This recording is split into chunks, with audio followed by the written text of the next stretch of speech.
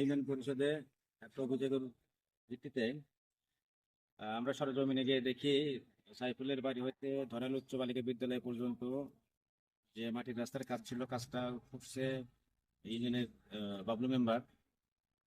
আমরা গিয়ে দেখতে পেলাম মানে অল্প একটু রাস্তার কাজ করে সে সম্পূর্ণ বরাদ্দ টাকা উঠাই নিছে। এই বিষয়ে তার সঙ্গে কথা বলতে নিলে সে আমাদেরকে জানায় যে বরাদ্দ ছিল 1,54,000 টাকা। বাবলু মেম্বার যে কাজে চরম মাপের সরকারি অর্থ লুটপাটের উন্মুক্ত নজির। উল্লাপাড়া বাঙ্গালা ইউপি সদস্য বাবুল মিয়ার বিরুদ্ধে রাস্তা নির্মাণে ভয়াবহ অনিয়ম ও প্রশাসনের নীরবতা প্রশ্নবিদ্ধ। মোহাম্মদ কোরবান আলী রিপন, উল্লাপাড়া উপজেলা প্রতিনিধি।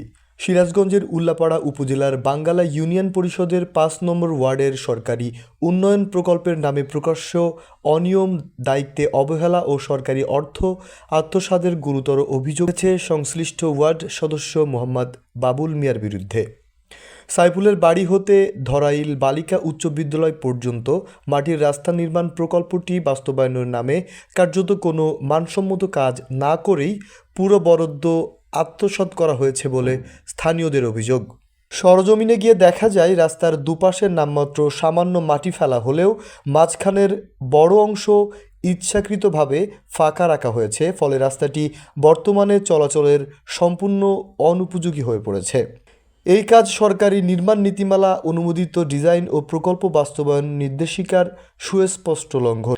আরও উদ্বেগজনক বিষয় হলো সরকারি রাস্তার নির্ধারিত জায়গা অবৈধভাবে দখল করে সাইফুল নামে এক ব্যক্তি সেখানে বাণিজ্যিক স্থাপনা নির্মাণ করেছে। নির্মাণাধীন রাস্তার উপর নিয়মিতভাবে ভারী যানবাহন পার্কিং করার ফলে রাস্তার একটি অংশ ভেঙে গিয়ে প্রায় বিলীন হয়ে গেছে।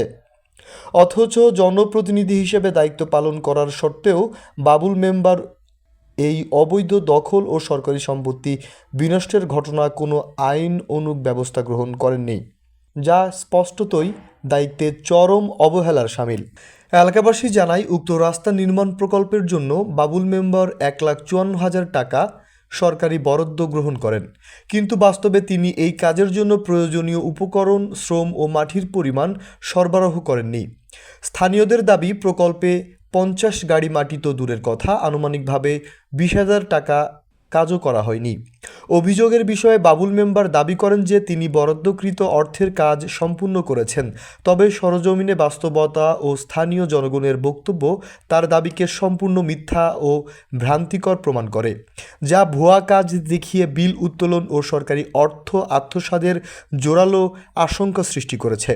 আইনজ্ঞদের মতে অভিযোগগুলো সত্য প্রমাণিত হলে সংশ্লিষ্ট ইউপি সদস্যের বিরুদ্ধে দণ্ডবিধি 1860-এর 409 ধারা সরকারি অর্থ আত্মসাৎ, 420 ধারা প্রতারণা, স্থানীয় সরকার ইউনিয়ন পরিষদ আইন এবং দুর্নীতি দমন কমিশন আইন অনুযায়ী শাস্তিমূলক ব্যবস্থা গ্রহণের স্পষ্ট আইনানুগ ভিত্তি রয়েছে। এলাকাবাসী অবিলম্বে এই প্রকল্পের নিরপেক্ষ কারিগরি তদন্ত, বরাদ্দকৃত অর্থের পূর্ণাঙ্গ অডিট, অবৈধ দখল উচ্ছেদ এবং দায়ী ব্যক্তিদের বিরুদ্ধে ফৌজদারি মামলা দায়েরের জোর দাবি জানিয়েছেন। এলজিআইডি ও দুর্নীতি দমন কমিশনের জরুরি হস্তক্ষেপ কামনা করছে। জনস্বার্থে এখন প্রশ্ন উঠেছে, সরকারি উন্নয়ন প্রকল্পে এ ধরনের প্রকাশ্য দুর্নীতি ও অর্থ আত্মসাতের বিরুদ্ধে প্রশাসন কি অবিলম্বে কঠোর ব্যবস্থা নেবে, নাকি এই অনিয়মও অন্যান্য ঘটনার মতো ধামা চাপা পড়ে যাবে?